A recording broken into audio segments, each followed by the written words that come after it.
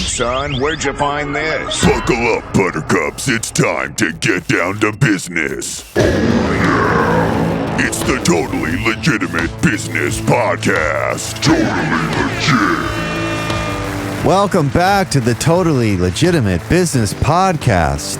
It's your host, James, and I'm here joined by a very special guest, returning for the second time. This is your second time on the show? Yep, second time. Sick. Happy to be here. Thank you. Daniel Oglesby, baby. Yeah. Well, you're joining us from Colorado, correct? Yep, Colorado Springs, Colorado. Perfect. Super UFO lore out there. So we're already in the right locales, you know. That's right. So today we're going to talk about a subject that's definitely near and dear to my heart, but it's the story of Robert Lazar and the wild claims that he worked at Area 51 and worked on retrieved, crashed alien craft. So you had suggested this. Is there a particular connection that you have with this story that made you want to unpack it? Because I remember you were also telling me how like you're on the fence. You can't tell if this guy's lying or if what he's saying is true. Yeah. I thought it'd be fun to kind of do a little deep dive on Bob Lazar, just because he is such an interesting character, and I'm if anything, I'm leaning a little more towards not believing him at the moment, but I'm super interested in hearing your thoughts to see which way you're kind of swinging with this. But he's had an interesting and questionable history and past, so yeah, I want to unpack some of that, but at the same time, you know, like I want to believe him because it's such a fascinating and fun story. Like I read his book; it was awesome, and the documentary that Jeremy Corbell's made, right, was awesome. Yeah, Dreamland, I think it was called. Mm-hmm. And that's what kind of got me into it. I think I always kind of heard about him a little bit, and then I think when I first really got into him was when he was on the Joe Rogan podcast a few years back with Corbell. And yeah, his story is just fascinating, but yeah, we can get into that. Well, I agree with you. It is definitely fascinating. There's definitely some plot holes, and there's plenty enough convenient deletion of important pieces of his history that maybe again by design, maybe that draws doubts to his credibility. But I think his story is interesting because it really is kind of the first thing in terms of a disclosure like this that anyone had ever known. And I think the two people associated with Bob Lazar that don't ever get enough credit are George Knapp, who was the guy who now works with Corbell, but was instrumental in the legitimate presentation of these ideas on the local Las Vegas news station, KLAS. And another friend of theirs, John Lear, whose dad invented the Learjet and multi-track recording capabilities, or multi-track tape machine. There's like a something related to music there, kind of like a Les Paul kind of shit. But anyways, those two guys are in the 80s and the 90s. They are like the rock stars of the burgeoning UFO conspiracy counterculture. And it was like a thing that emerges really from his story. Yes, people were into UFOs since Roswell. Yes, there was like a subculture of those kinds of folks. But Bob Lazar's story and George Knapp putting his story on TV, and then that news story becoming internationally recognized, it's like a fundamental piece of the whole UFO conversation. Like some of the first realistic depiction, like X-Files. X-Files owes the entirety of X-Files to Bob Lazar's story. Like quite literally,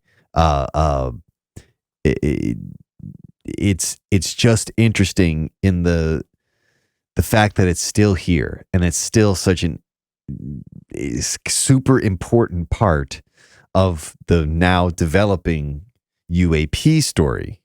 Yeah. And for me, the interesting part is not necessarily. We'll definitely get into the holes, because I can also be on the fence about it. The interesting things to me are always the foresight.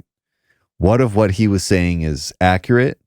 Well, nobody could know that until just recently, when the actual details of these types of programs start to become, talked about and disclosed. It's like still important. What he said can now in some ways be verified or eliminated, because a lot of this information is like, it's possible that it could get released, or at least disclosed to the point at which they could be like, he's totally making it up, or he absolutely was there. But anyways, let's get into a brief history of Robert Lazar, I guess is a good way to put it. I don't know if you have notes. I've got his Wikipedia page pulled up here. I also don't think we need to go into super. It doesn't really get crazy until he discloses this shit. Yeah. But no, that's good. Yeah, I was thinking the same thing. We should probably go over it just a little bit before we start picking the whole thing apart. But yeah, I don't have his Wikipedia pulled up, but I have a really interesting Reddit post that I found a few months ago that kind of it just lays out every point, kind of debunking his story. oh, dude, let's fucking do it. Can in the chat, can you send me that link? I'll bring it up on the screen so we can both be looking at it. Oh, you're gonna love this. Well, again, that's the thing for me is I always, before I really try to pass judgment on anything, I really want to know some bullet point facts. Like, I love timelines. Timelines make shit super easy for me to gauge what layer of fuckery I'm dealing with. Okay, here we go. I just got this link. Got it in the chat for you. But yeah, maybe a brief history here.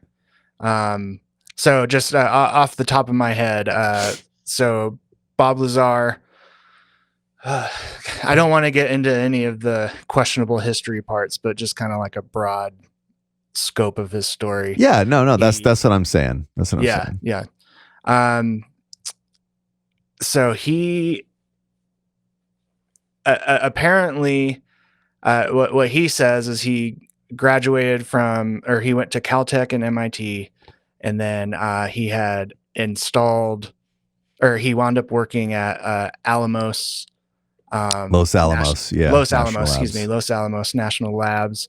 And he says as a physicist there, and then essentially he winds up getting a Q clearance government job, going into it, not really knowing what it is. And then he gets there, he gets briefed on, little bits of the project, what he's allowed to know. He said it's all very compartmentalized. And essentially he just said he was brought in to work with this guy named Barry on a reactor that he said it was an anti-gravity reactor from one of these flying saucers. And he said that while he was there, he saw 9 of these crafts. But he only got to go inside of one and examine one. And he also mentioned while he was there, he was replacing another person. He suspects that and apparently that person passed away, and he suspects that they were trying to cut into one of these reactors. Dude, that's the most fucked part. Honestly, it's wild. Yeah. And it's just and he said, it's probably out of a desperate attempt because they didn't know how to take this thing apart to examine it. And so he's replacing this poor guy. And then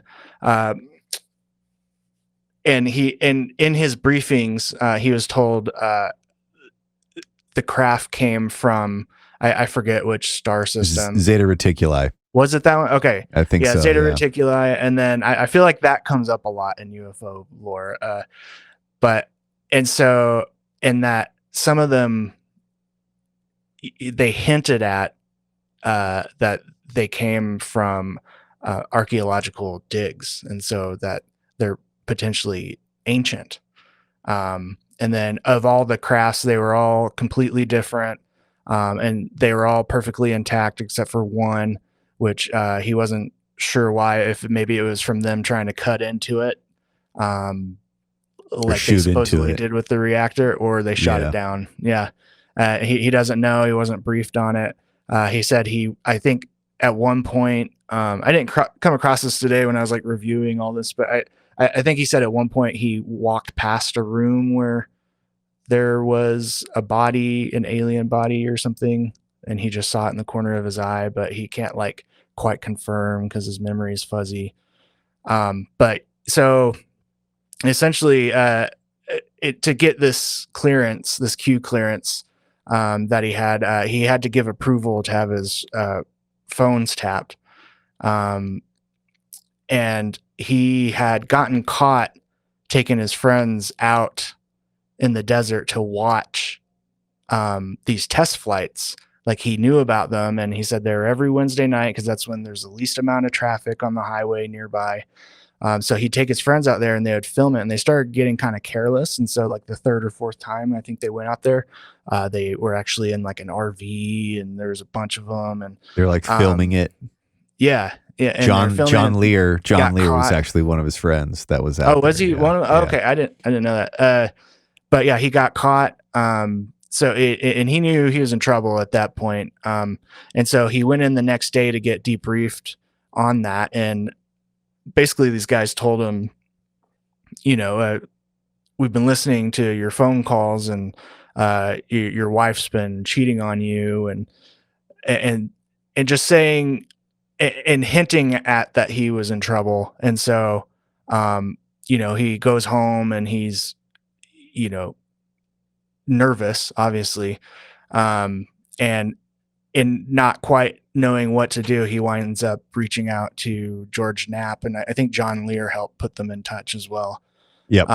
And he figured if he could expose it, then and get the story out there, maybe they can't get to him because it would be in the public eye now. But initially, he used a fake name, and then he came out a little while later.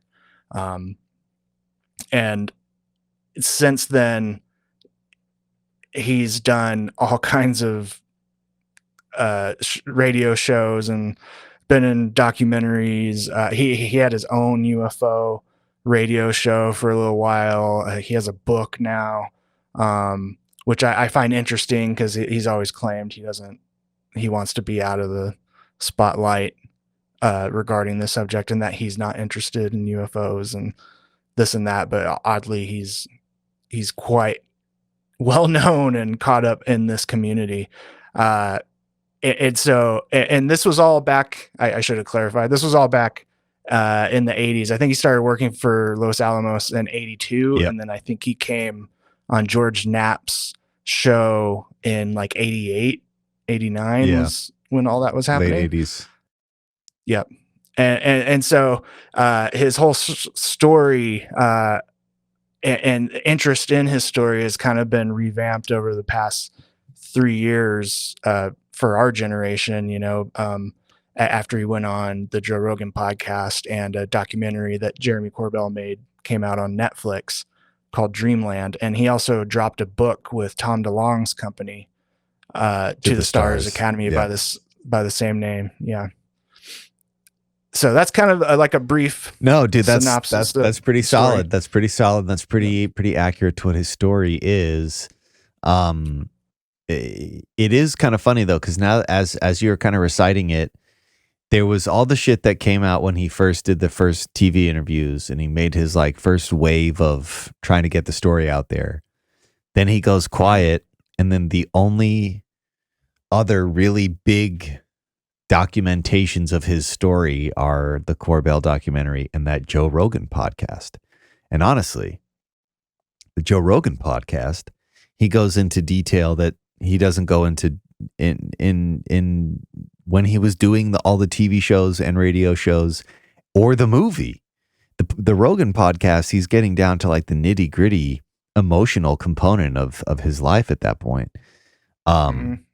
Which I feel like is, and if anyone is going to be the indicator to which he's lying, it's probably going to be that.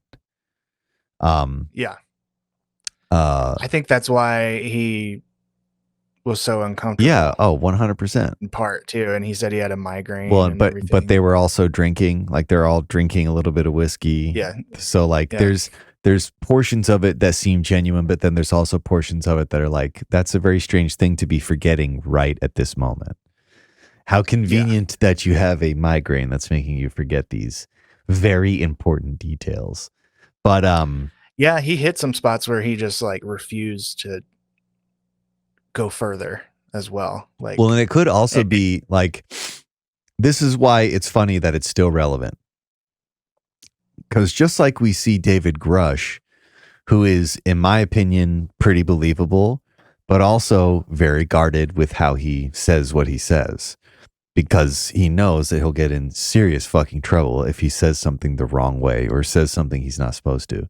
And I feel like there's probably still a level, if Bob Lazar actually was harassed to the level that he was, there's got to be a component of every time that he talks about this where he's like, I need to say nothing that I haven't already said, because if I say some new detail, this could create another serious problem for me. One thing that's interesting, though, and I didn't even know this until I was reading his page, his Wikipedia page. He when Corbell does that documentary and he gets raided, right? It's presented as if they were talking about him taking element 115 out of Area 51, and the next day the FBI raided him. But according to FOIA, a FOIA request, it was hang on a second, let me find it in here. The raid was part of a murder investigation to determine whether his company sold thallium to a murder suspect in Michigan. A guy that poisoned his wife. Damn. And so that's what they're investigating. And he bought the chemicals from Bob Lazar's site. United Nuclear. So, yeah. We should make that clear too. That's what he does now is he sells chemicals and things on a website that looks like it was made in the 90s. Because it probably was. I don't know if you've ever gone to it. I have. It's pretty rinky dink. Yeah. I wouldn't give them my credit card number, but it's yeah. But also, like, when I think about the kind of person who would be selling chemicals to, high schools or their chemistry department or whatever, I kind of think it's going to be some people who have a website that looks like it's from 1994, and there's probably not like an Amazon for chemicals. No, not yet. Not yet. Like just a quick app on your phone. It's a great idea. But yeah, he really, before him, no one was really talking about Area 51. After he came out, there was a lot of talk about Area 51. And I think it's just whether he put it on the map for sure. Whether what he said is true or not, he and George Knapp got a lot of people talking about it. And what happened then, what we've been seeing now in the past 10 years only is happening because of what those guys were doing in the late 80s, early 90s. So that's the part of me that's like, it's not necessarily Bob Lazar. For me, it's George Knapp. And it's not necessarily even Bob Lear or John Lear. It's George Knapp George Knapp is a legitimate and still to this day respected news person. They take their reputations very fucking seriously. And he's bet his whole career on Bob Lazar, and it hasn't, like, he still has a job. He wasn't ridiculed. He wasn't, ousted from journalism because of him pandering some bullshit, It was probably one of the biggest stories that of its that kind station ever did. Yeah. So they were probably stoked on it. Probably not at first, but the outcome of it, it became worldwide news. Definitely on the outcome. Yeah. So that's what, again, it's like, whether it's true or not, what we're seeing now, the disclosure stuff, the push for disclosure that we're seeing now, they started that. They started that way back then, and him coming forward was literally the spark that started the flame, or the planting the seed for this to grow into what is now becoming a very vocal disclosure movement. So again, let's okay, so we've gone over the bullet points. We got a good idea of who this interesting character is. Why don't we hit some of the things of why you think it's what do you think are the things that poke the biggest holes in his story? Okay. Yeah. And I've got this Reddit I've got this Reddit post pulled up too, so if you want to reference from this, I can just show this here. Yeah, for sure. So I found this through a YouTube video, and I'm sorry, I'm blanking on what that channel is called right now, but he goes over this article point by point, and it's really interesting because it just kind of slowly picks apart Bob's story. So for one of the things, like you had mentioned, the element 115 thing, so part of the story that I had like left out, he sort of hints at that that reactor, that anti-gravity reactor that he couldn't even put his hand on. He would say, like, they would turn it on and it would resist his hand in the way that like two opposing magnets would resist. Yeah. But with his bare hand. And he said what they used for that, the element they used was element 115. And, this was back in the 80s. So one of the things that believers say is like, it's so wild. Like he knew about this element before it was even discovered. And I think it was in the 2010s at some point they synthesized a few molecules for a few milliseconds. Yeah, exactly. So it barely existed, but they showed that it was possible. And so everybody took that as like proof. It's like, man, he was saying this in the 80s and da-da-da. But what the debunkers say though is, well, it's like, well, that makes perfect sense because that's the next logical element, on the periodic table, because they're saying like it stops at 114. I guess I was horrible in chemistry in college, so I don't. Not my strong suit either. But yeah, we weren't super far off from 115, and it was only a matter of time. Yeah, and they keep discovering new ones, so it was only a matter of time. So you can't use that part of the story as proof that like, oh, he knew what he was talking about. Because yeah, exactly. It would have been a matter of time, but he's always hinted at that he took some with him from the lab, took it home, and George Knapp and Jeremy Corbell claim that they know where it's buried. And then I guess they had like video, Bob had videotaped a reaction like with the element, and apparently and George Knapp had a copy, but he said he lost it, and Bob Lazar said he accidentally recorded an episode of the Golden Girls over this like reaction video that he had with some kind of chemical reaction. I don't know, a demonstration that he filmed. And so so that makes it really suspicious. And then in that documentary with Jeremy Corbell, yeah, Bob's house gets raided by the FBI, like you were saying, and they hinted at what Jeremy Corbell says is I think they had like walked into the woods, no phones, no devices, nothing to talk about. He had a camera though. He had a camera recording it. Oh, did he have a camera? It's in the documentary. He's not filming video, but he's still got audio running. Oh, okay. Yeah, I haven't seen the documentary since it came out. Yeah. But they went out there, and so kind of how they describe it now is that he then just gets randomly raided by the FBI, and they're like, how did they know? Like, we went out into the woods to talk about, we didn't have our cell phones on us. Like, and he said that some of the men that showed up directly quoted what they had said to each other in the woods. But that's all kind of hearsay, like without proof. Maybe Bob just said that, and also, we later discover that the reason they were raiding his house was because they're of that murder investigation. Yeah. So they were looking for that chemical, not element 115. But then of course, the believers say, well, that was the cover.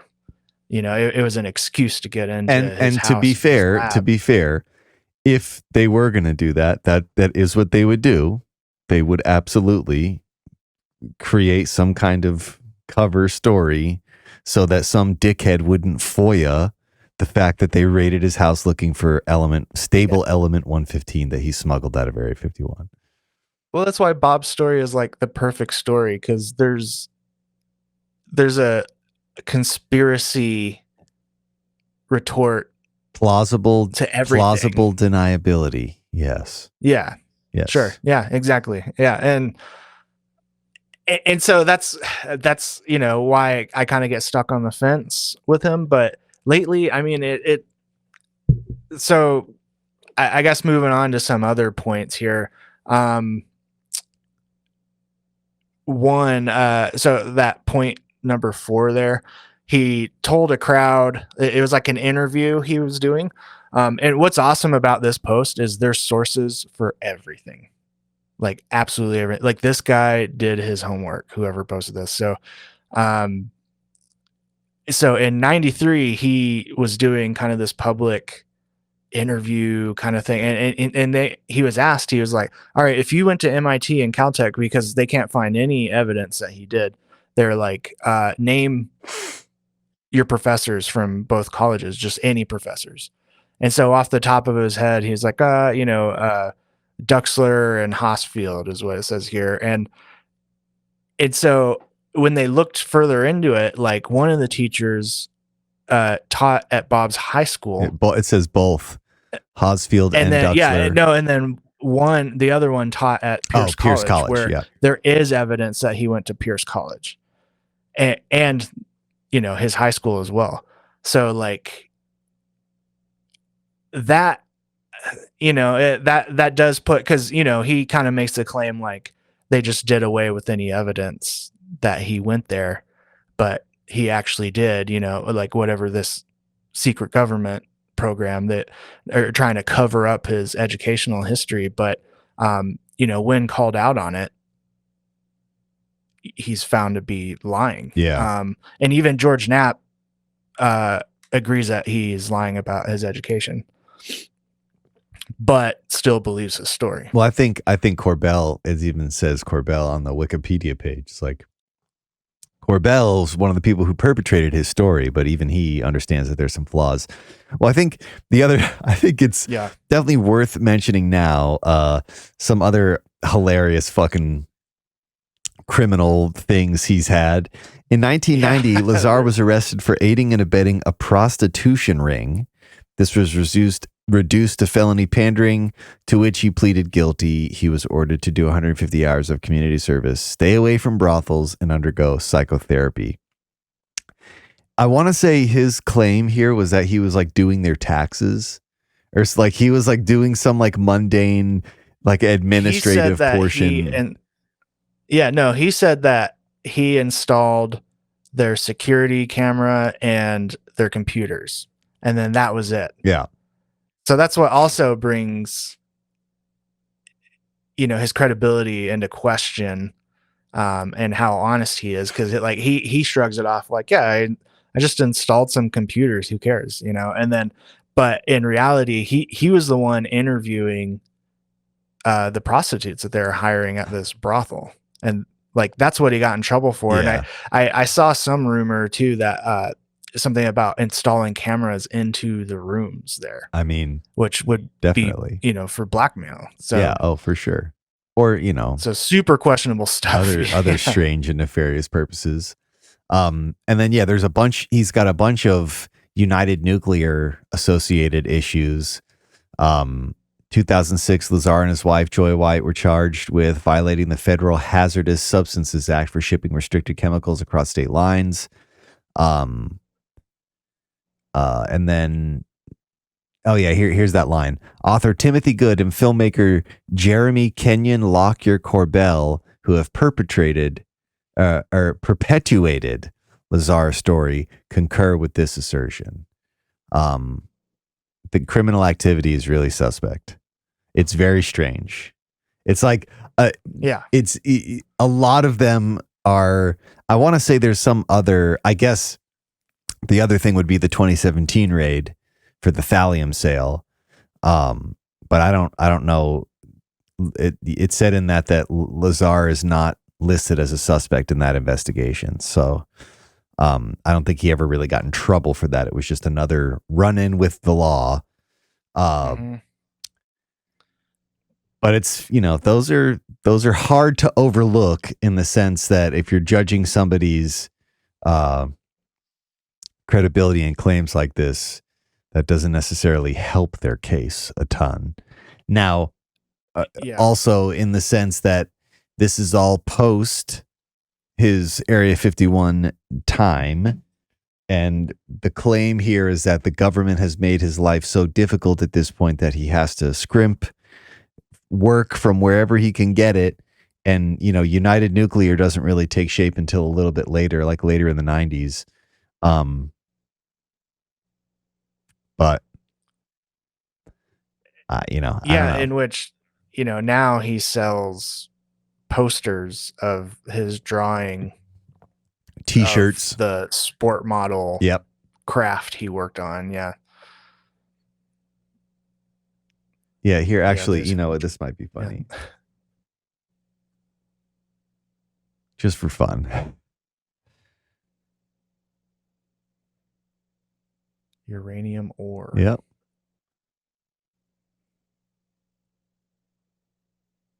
$150 fucking dollars. Well, and that's one of his claims too, is that he's never been in it for the money, but his history kind of counters that. Yeah.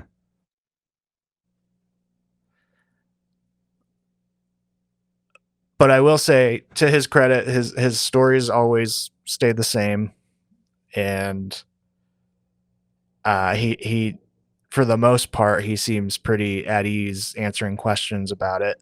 Not so much on Joe Rogan, but I think he knew Joe Rogan would grill him, and because he does with most of his guests. No, for sure. And honestly, I've watched all of those episodes. I made another hilarious observation. I don't think Joe Rogan likes Jeremy Corbell.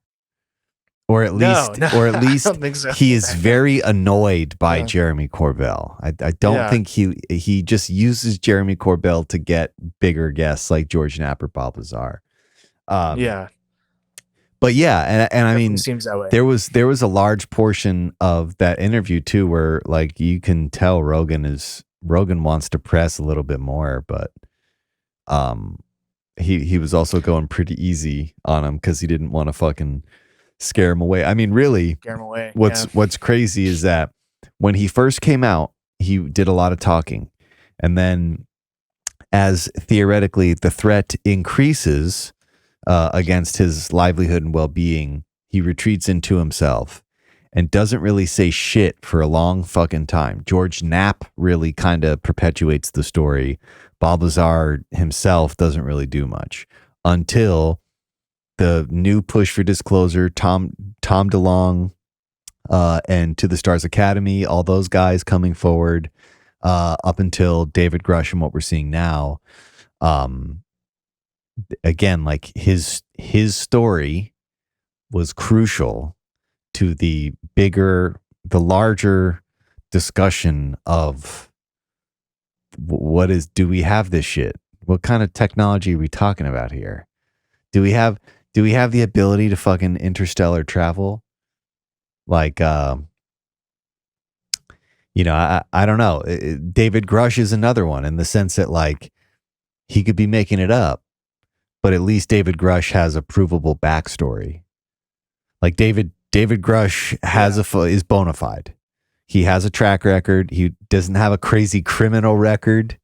You know what I mean? Like he has the type of life that you would expect a buttoned up military person who spent their entire life in the military or military adjacent to behave.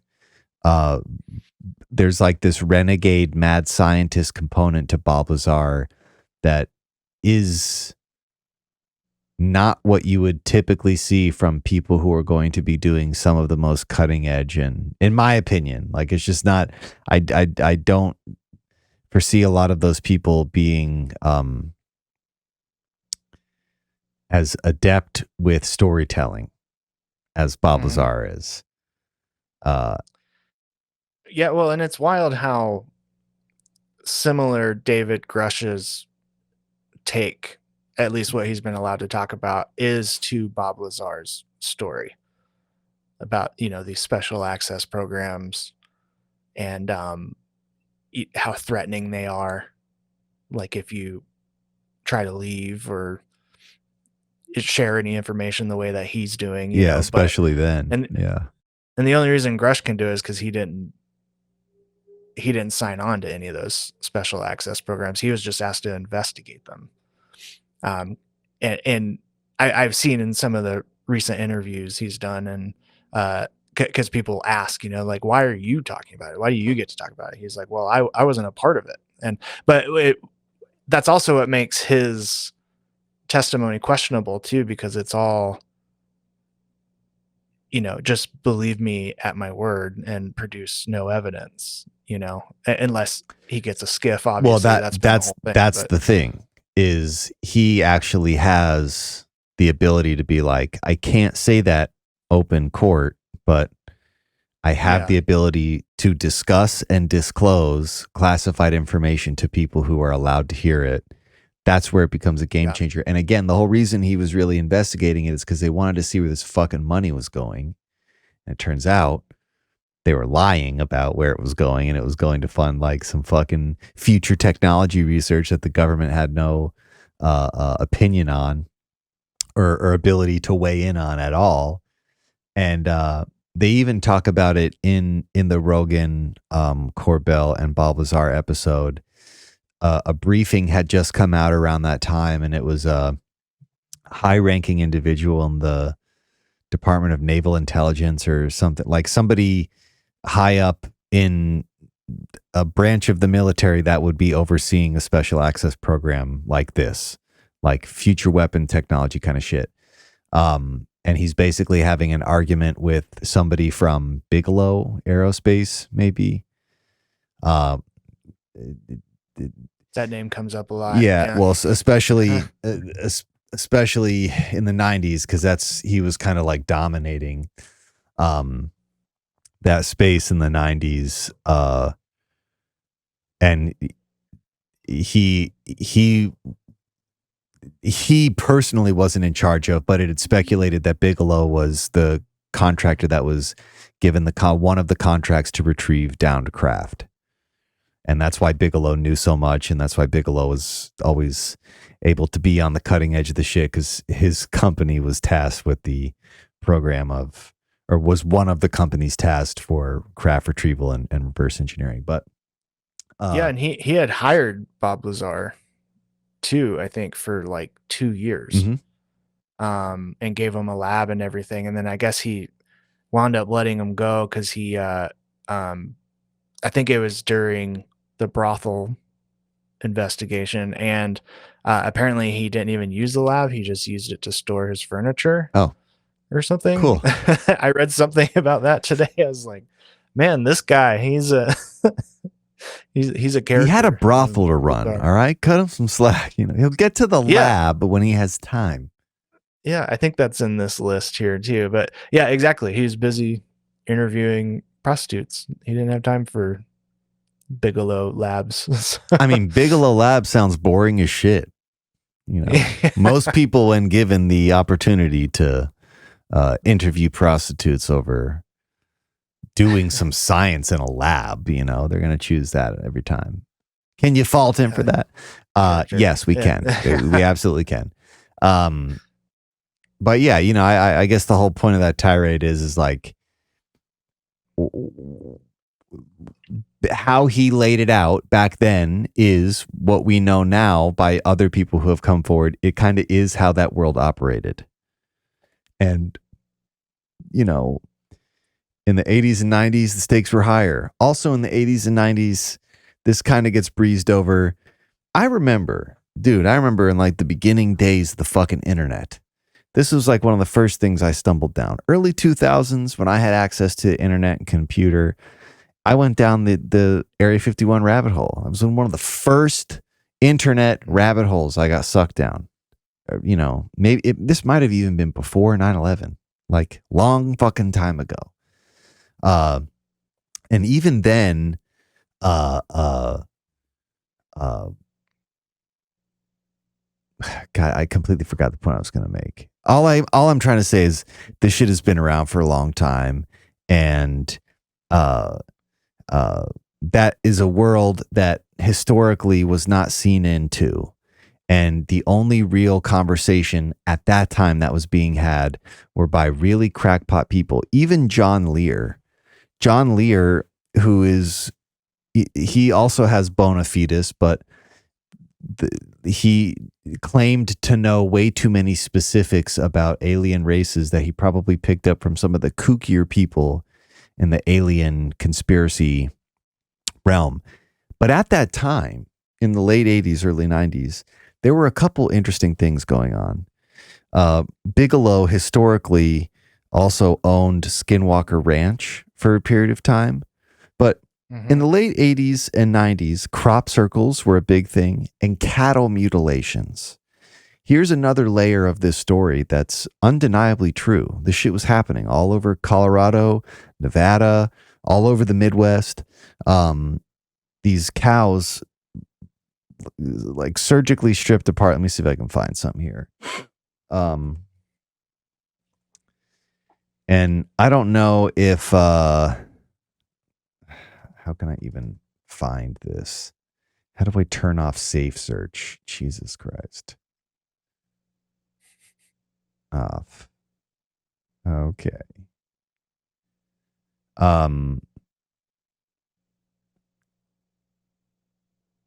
Yeah, okay, here, I'll show these.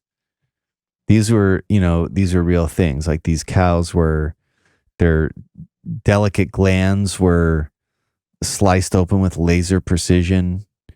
I heard somebody talking about it, and it was they were saying like the shit was at the cellular level.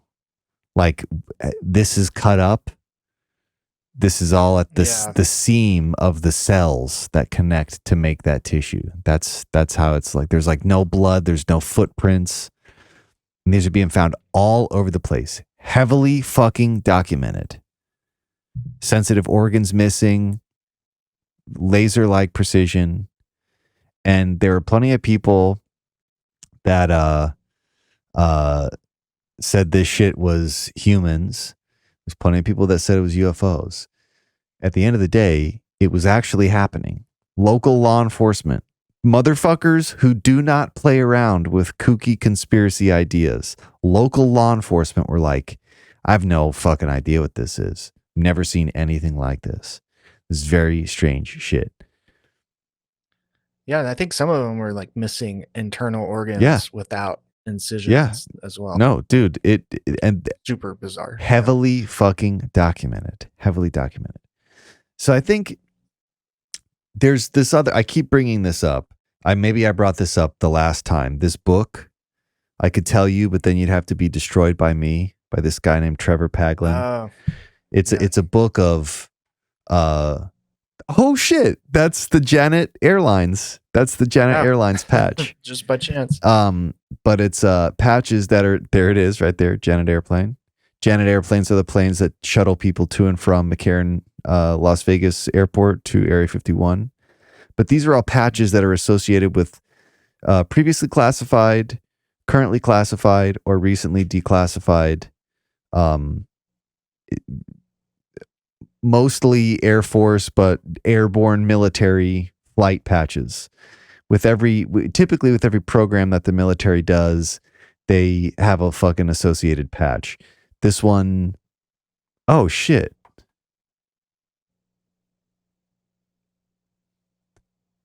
The program ATIP, right? This patch is for a program called ATOP.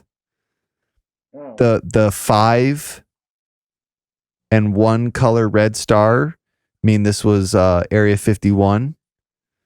And I'm assuming the moon means it was a nocturnal test flight squadron. Let me read the definition here. Yeah, here you go. The letters ATOP on this patch stand for Advanced Technology Observation Platform, whose first flight was on October 28th, 1990. The Latin phrase furtum vigilans translates as vigilance through stealth. No further information about this patch or program is known. Officials at the Flight Test Center at Edwards Air Force Base claim this program depicts the program depicted isn't one of ours.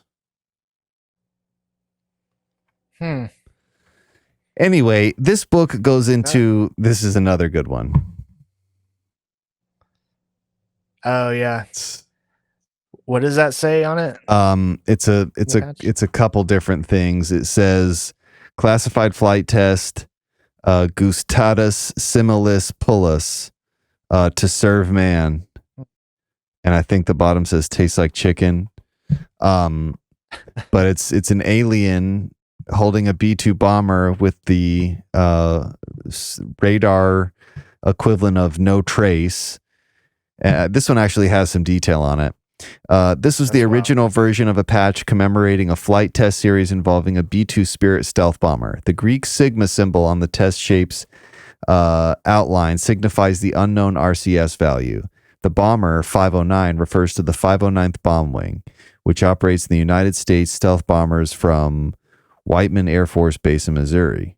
The alien is a reference to the 509th's infamous lineage. In 1947, the 509th was based at Roswell, New Mexico, home of the Roswell incident, which ensued after the 509th commander, Colonel William Blanchard, issued a press release whose headline stated, Roswell Army Airfield captures flying saucer on ranch in Roswell region.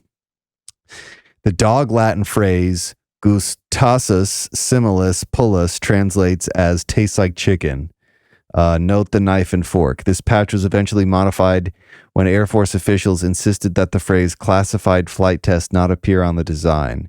In an updated version of the patch, classified flight test has been replaced with the words to serve man, referencing a classic episode of The Twilight Zone. This book is full of these things. And the only reason I'm reading these specific ones, this is another sick one. Oh yeah. It's kind of ominous. AF 10 cap special applications, Air Force 10 cap. 10 cap is an acronym for Tactical Exploitation of National Capabilities, a collection of programs that involve developing tactical battlefield applications out of reconnaissance satellite capabilities, which are normally thought of as strategic. Special almost invariably means black or highly classified.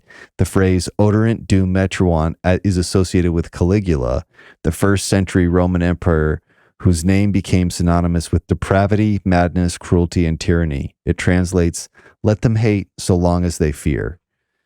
And then,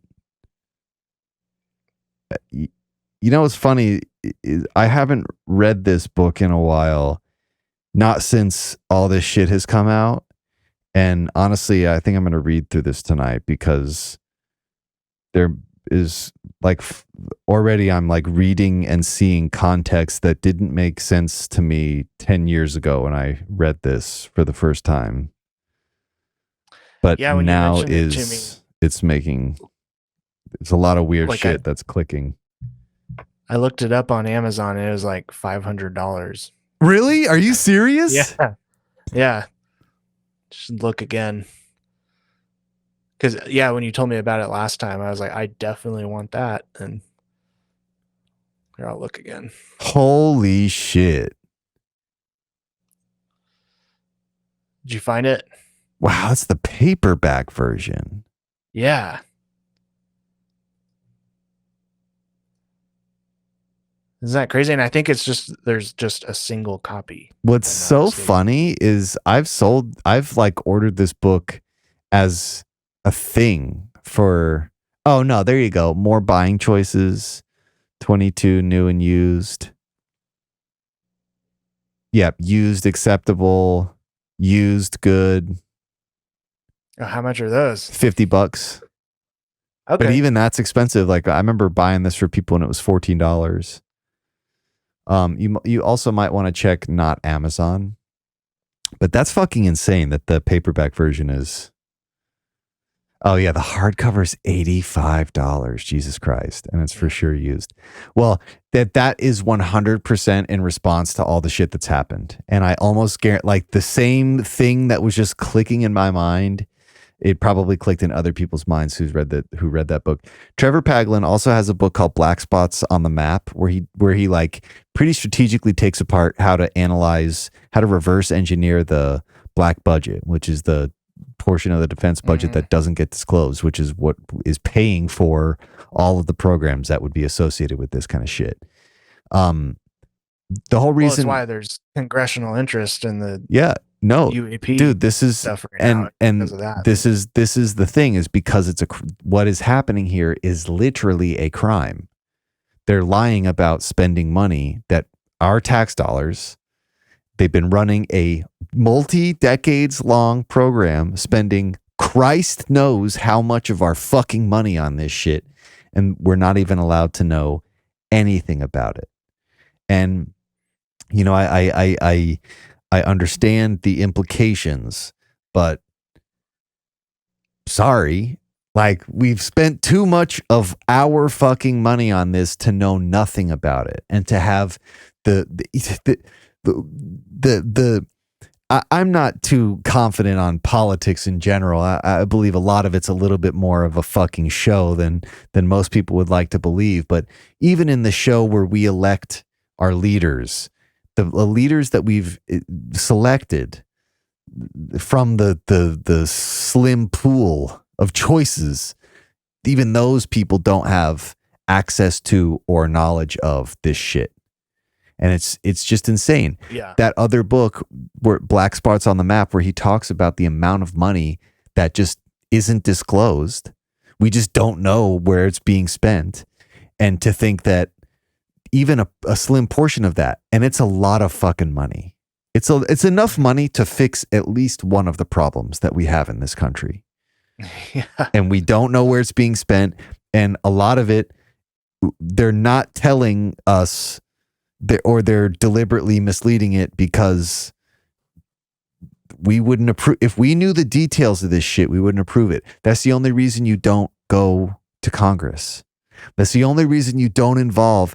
Like Congress has been dealing in Congress and Senate have been overseeing classified shit forever. It's not crazy to see these people tasked with it. The only reason you wouldn't include those people is because what you're doing, is either so sinister or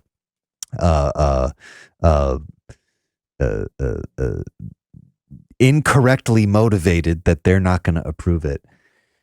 I don't know. None of that is supposed to agree with Bob Lazar's story, but all I mean to say is that Trevor Paglen, Bob Lazar, John Lear, George Knapp, people who have been talking about this shit for 40 years. I mean, bro, George Knapp was right behind David Grush in the congressional hearing. Yeah. The whole fucking time. Like, some of this shit makes sense. Some of this shit adds up. Some of the shit that he was saying because of what he knew from Bob Lazar and John Lear and a select number of other people, some of the shit that he was saying 40 years ago, straight up is exactly how it played out. Like all the shit that is now being declassified or being talked about, it all lines up. And you only understand how that world works if you're fucking involved with it or you're talking to people who are involved in it. Trevor Paglen isn't involved in that world. He just started talking to people, and people like he was able to figure a lot of this shit out himself because he just knew the questions to ask and the context under which to ask them. But anyway, you were going to say something. Yeah, well, I was just going to say the similarities, just with Bob's story and the things that are coming out now. I don't know if that's just like a happy coincidence, but that's the one part in my mind where I lean towards believing him a little more. Because either he's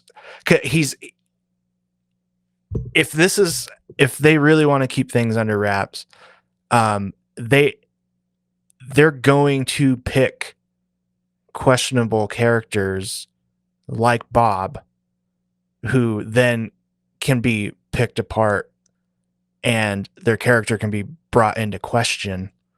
So he's kind of a perfect plant candidate in that way. So if you start thinking in that way, then it's like, man, maybe he is telling the truth, but I don't know. That's why I always stay on the fence. But are they that brilliant to where they can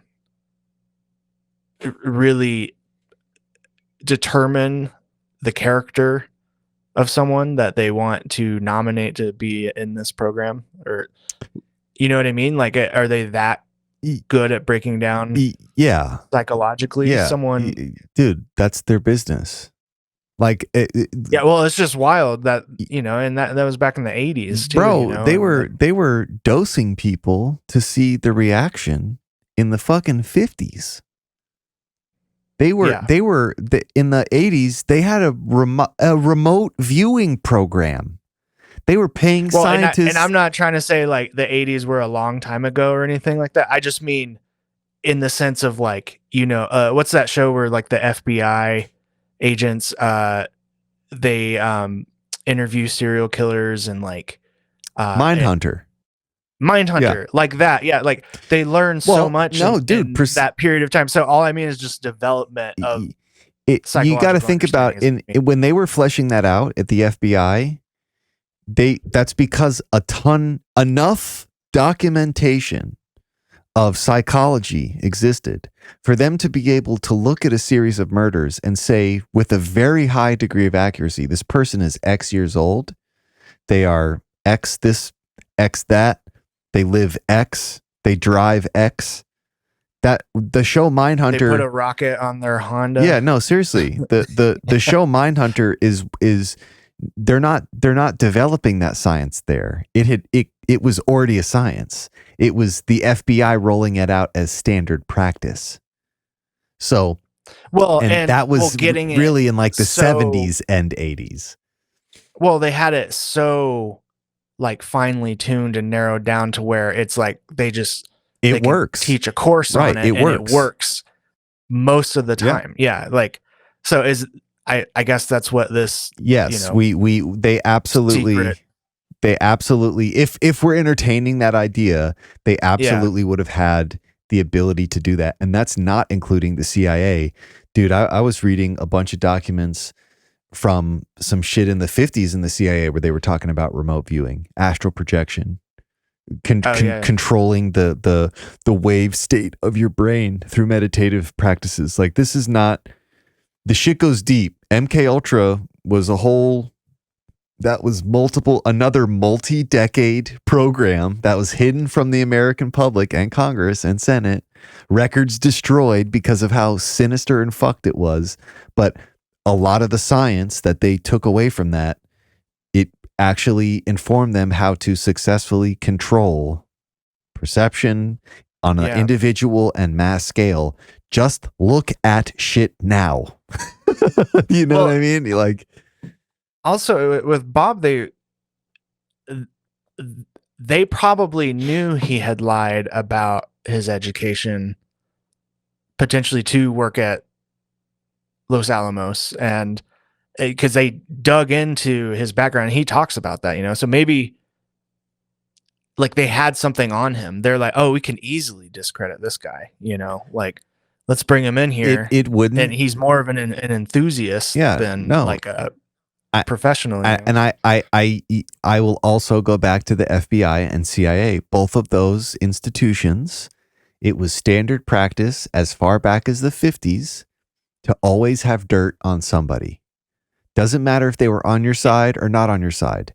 You always had some intelligence on them that could be used against them. Heavy documentation of both of those. And those are just two. That's not the military. Each branch of the military has its own psychological warfare division. Each of those scales up with varying degrees of intensity of the types of shit that they have been doing unchecked for the past 100 fucking years. So it's not only do they have the ability, I'm sure every scientist, every single person that has to go through some clearance, everyone has skeletons in their closet. And anytime you get... Right, and his were kind of perfect. Yeah. If they were really looking for somebody. They're like, this guy will be easy to dismiss because he'll go on continuing to lie about his education. No, for sure. Well, and we also have to I think it's also worth mentioning, he could just be a plant. He could be telling someone else's story, but in a way that is guaranteed to be discredited or at least have enough muddy the water, doubt. Yeah. Exactly. And I also always reference this documentary, but Mirage Men was the documentary about one of the branches of military and a guy named Richard Doty who was in charge of planting into the UFO lore at this exact same time, late 80s, early 90s, information and misinformation for the explicit purposes of muddying the waters and discrediting the entire argument by having bits of fake information. Now, what's weird about this is even Richard Doty says some of the shit was real. Like some of the shit that he gave to people was like actual video of unknown craft.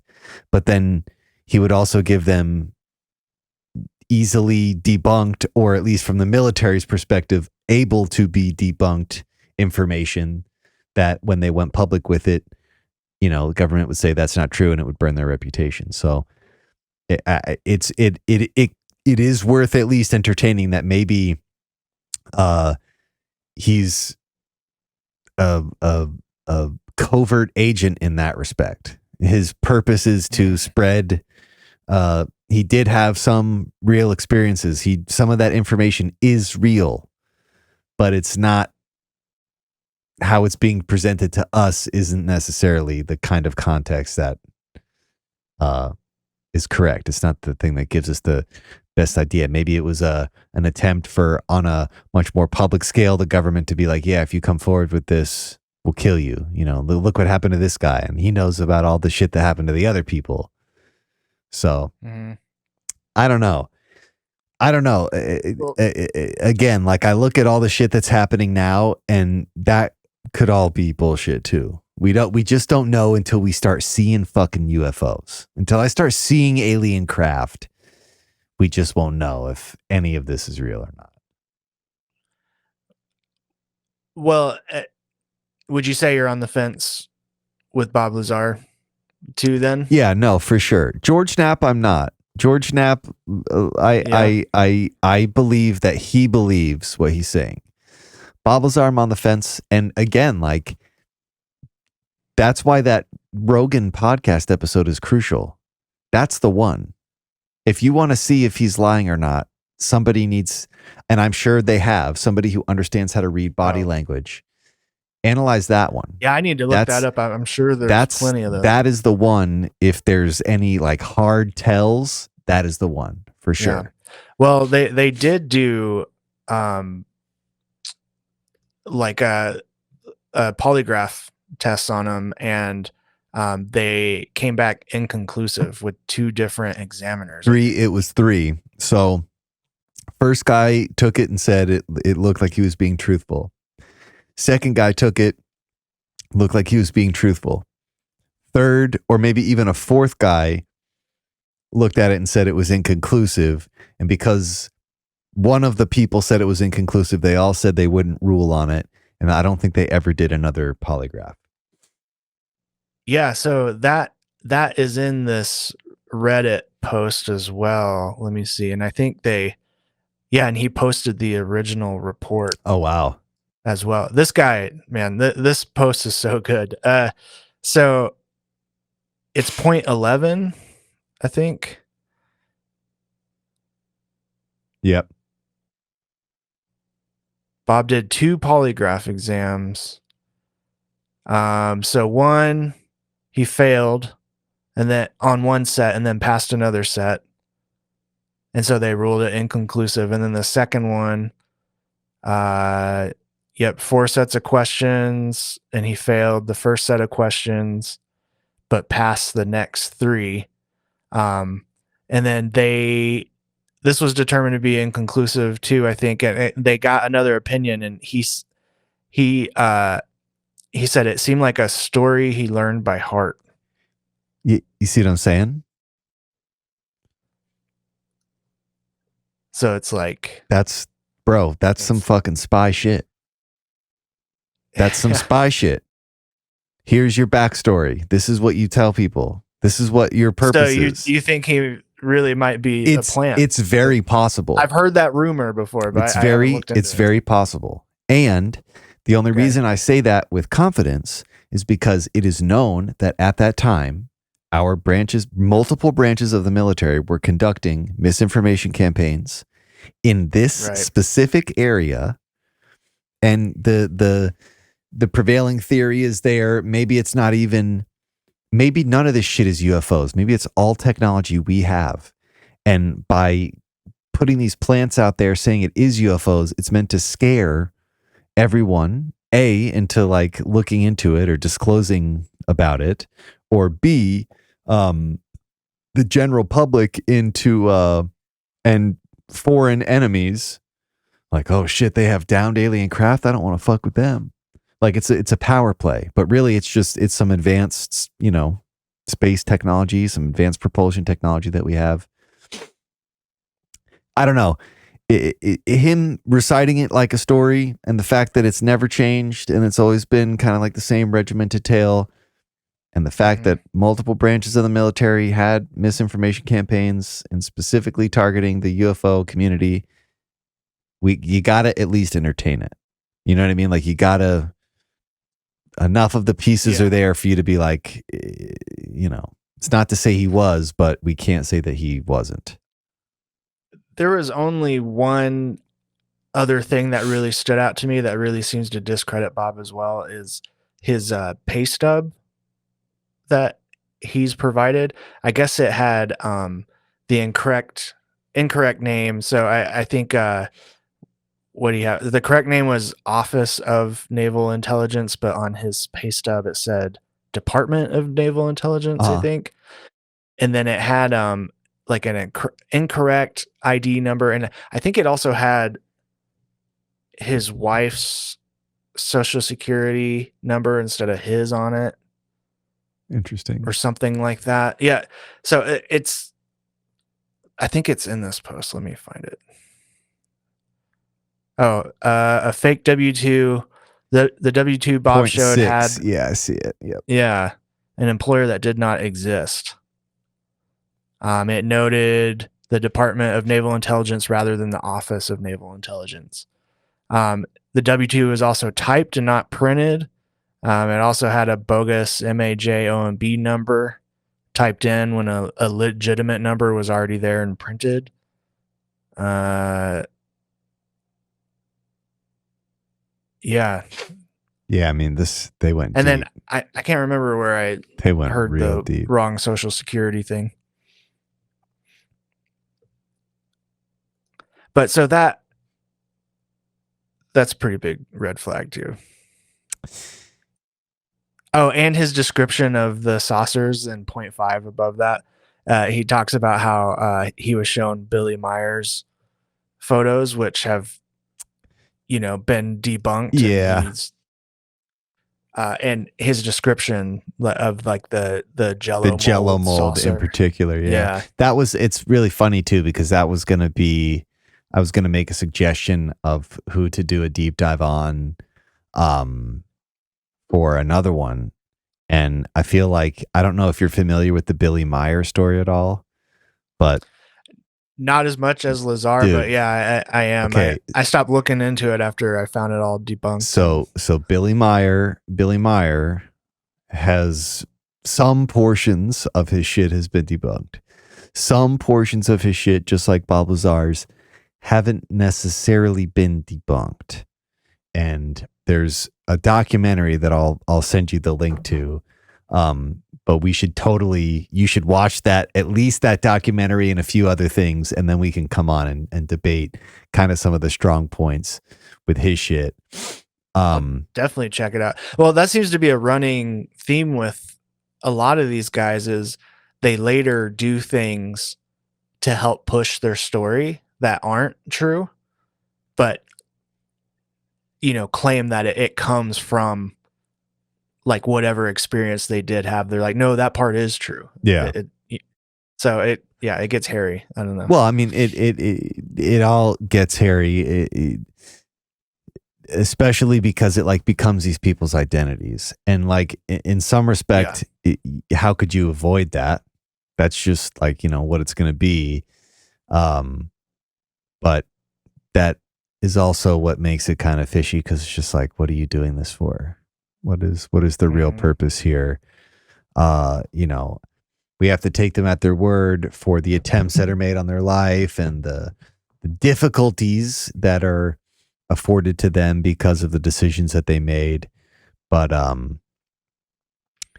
yeah, send me that documentary and I'll. No, I definitely will. I definitely will send you the link to that, and we should totally do that on the next one. And that's probably a good spot to wrap it. I think we covered all the points. Yeah, definitely. This was fucking epic. It was super fun watching all the videos and kind of getting myself kind of refreshed on this story, because again, this was like one of the first things that got me into UFO shit. And I don't know, it was like fun going down memory lane again. This story is just it's like everyone's first conceptualization of Area 51. No one was thinking about this shit before Bob Lazar said it. And then after he said it, it became, everyone around the world was talking about Area 51 and what crazy shit we got there. So yeah, my only closing thought or question, I guess, is like, when are we going to get a movie, like a cinematic film about this story? Because that would be such a great movie. Well, but see, there's the other thing is like, if he was really out for money, don't you think he would have done that by now? Like, he tried, and then I think the project fell through. It was a while back. Yeah. So no one was willing to cooperate with that. Yeah. But I hope that one day they do. Maybe To the Stars will do it. Yeah. I don't know. Yeah, maybe Tom DeLonge. Maybe when Blink-182 is done touring, he'll make a movie about Area 51. Yeah. We can only fucking hope. Hopefully. Well, Sig, dude, thank you so much for joining me on this one again. And next time we're definitely doing Billy Meyer. Do it. This has been the Totally Legitimate Business Podcast. We're out of here. See you on the next one. This has been the Totally Legitimate Business Podcast. The end. With your host, James Oliva. Executive producers, Clint G and James Oliva. That's obnoxious. Sound design, mix, and master by James Oliva. Literally no one cares. For more Totally Legitimate Business, subscribe to our YouTube channel at Totally Legitimate Business, or add us on TikTok at TLB Pod. When will this end? Thank you for listening. Now get back to work. Move it along, buddy.